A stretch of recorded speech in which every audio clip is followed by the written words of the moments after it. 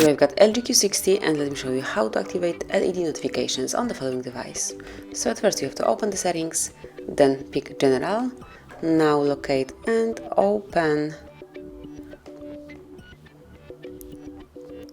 Apps and Notifications, so it's the second tab, and then go to the notifications.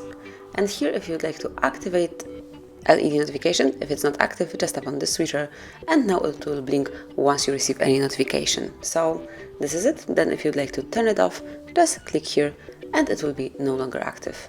So actually that would be all. This is how you can turn on and off flash notifications in your LG Q60. Enjoy them. Thanks for watching. Please subscribe our channel and leave the thumbs up.